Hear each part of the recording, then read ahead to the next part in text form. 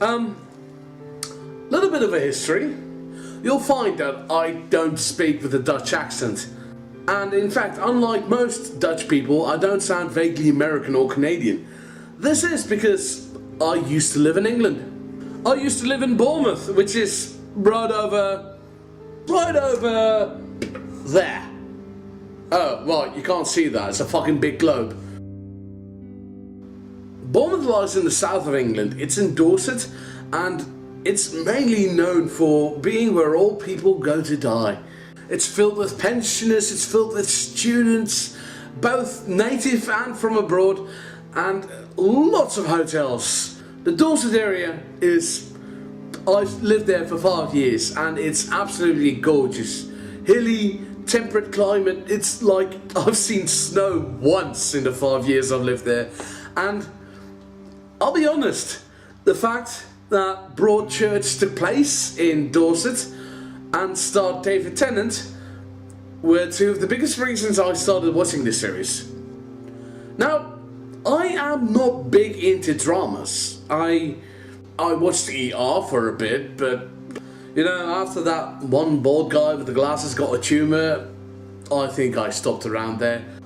I don't know what it is. Dramas don't usually tend to invite me in. I never have an urge to go and seek them out. And it might be me, because I did watch House for like 6 seasons on end. So if that's not drama, then what is? But ITV's Broadchurch, that is quite a different pickle. Like I said before, Broadchurch takes place in Dorset, and it's not one of the big touristy towns. It's one of the small little hamlets. It's got a small population, and it's like everybody seems to know everybody, or if they don't know that person, they know somebody that knows that person. In our audience surrogate perspective, we get David Tennant, who's here in his full Scottish glory. He was a DI at a different police force in England, but he lost his job because he messed up a case. So he was transferred to be essentially the chief of the police force in Broadchurch.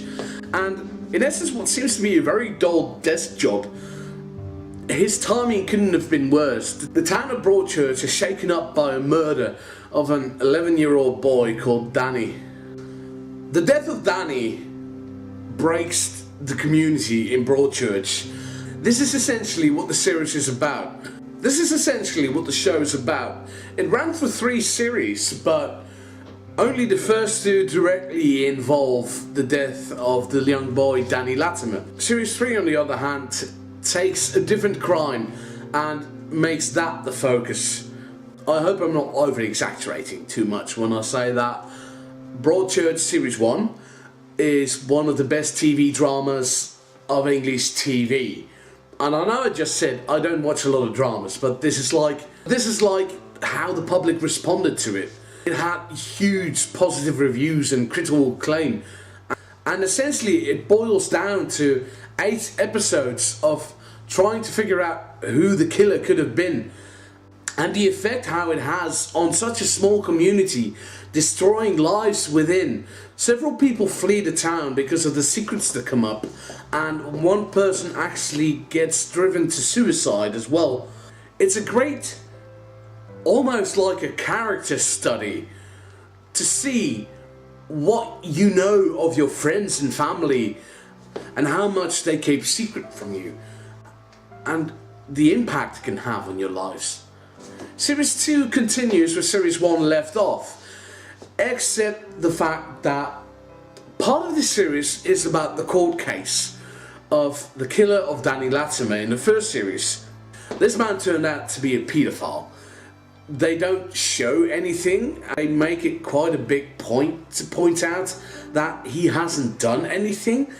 It may just be to make sure that the show didn't get too high of a maturity rating, I'm not quite sure.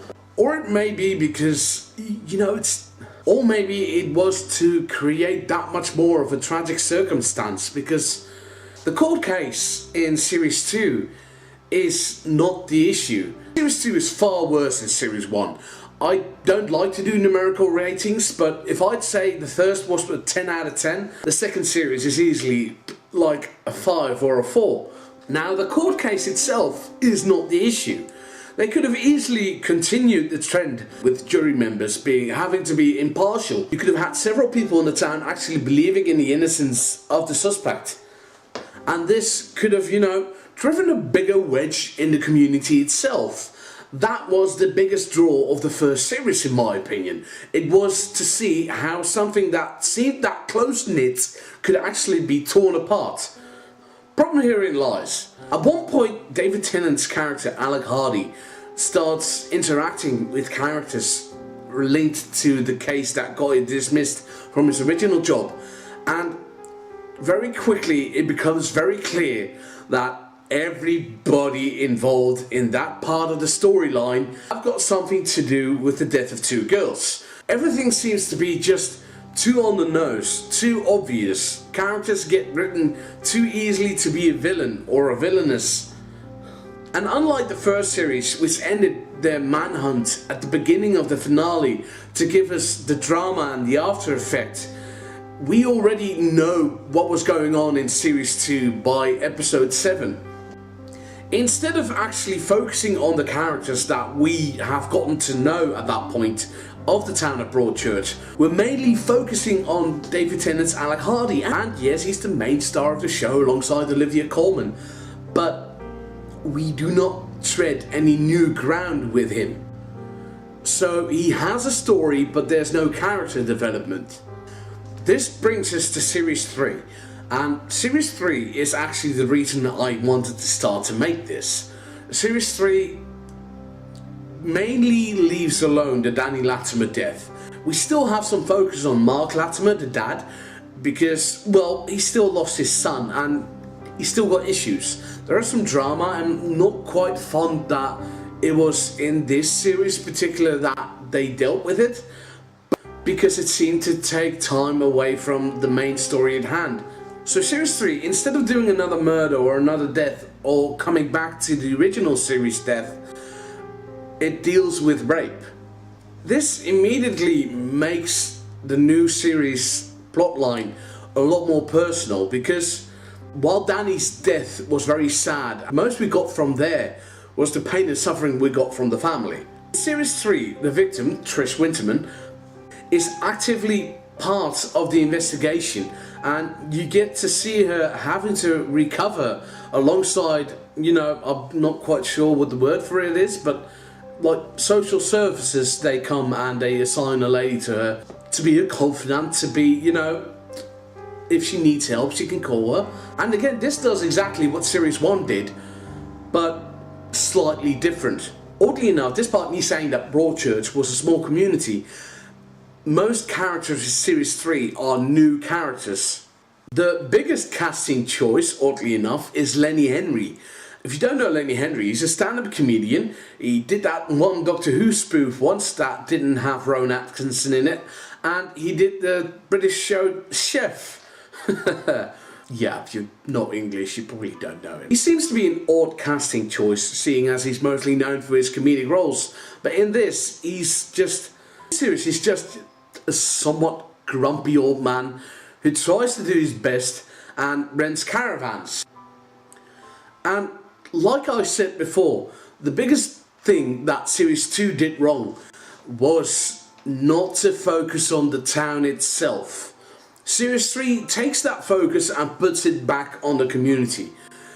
We see new relationships that we didn't know that were there before, strained. We don't know who's doing what, and in the end, the town is left devastated once again. This time around, there's no personal connection for either David Tennant's Hardy or Olivia Colman's Miller. But that's not the issue. They're the driving question. They're the people that are trying to get to the point where the crime gets solved. They don't need to go through the changes. On the whole, I'm very happy with Broadchurch Series 3. It felt a lot better than Series 2 did. I'm kind of sad that Chris Chibnall is now doing Doctor Who instead of this, because I could have easily seen one more series. But it ran its course. It's fine. It's fine the way it is. It's probably better this way than to put the entire series on too long and, stretch it out far too long. I have to point out, while the series itself deals with some dark issues, it's never actually graphic. Never actually shows you, in my opinion, traumatizing images. You see some images, but mostly everything gets cut away from. On the whole, I can recommend this series. It has some fantastic performances. Like I said before, David Tennant and Olivia Colman, they're brilliant. David Bradley, who you may know from Game of Thrones, or who played William Hartnell in An Adventure in Space and Time, he's in series 1 and he has the best story out of the bunch that's only in that series. Charlotte Rampling in series 2 as the solicitor. She is probably the best thing about the court case story. There's also the Welsh lady from Torchwood, but she's part of the Alec Hardy story and that's absolutely rubbish. Series 3, seriously, Lenny Henry. I never thought I'd say this, but Lenny Henry in this drama series, he has a very poignant scene at one point in the investigation room and it's good. It makes you shiver a little bit. Seriously, if you like police dramas without over-the-top flashy action, I recommend Broadchurch. Series 1 and Series 2 are on DVD now, and Blu-ray as well, I suppose. I'm not quite sure when Series 3 launches, but I believe they're on Netflix, but I haven't looked them up on Netflix yet. So I normally try to be a little bit more sarcastic and jokey and off the cuff, but you know, for today I'm just gonna skip that. It doesn't feel suitable for this. If you disagree with me, feel free to, you know, comment down below. If you don't like Broadchurch, please give me a thumbs down. And if you're not tired of my big fat face, you could subscribe, but you know, you don't have to.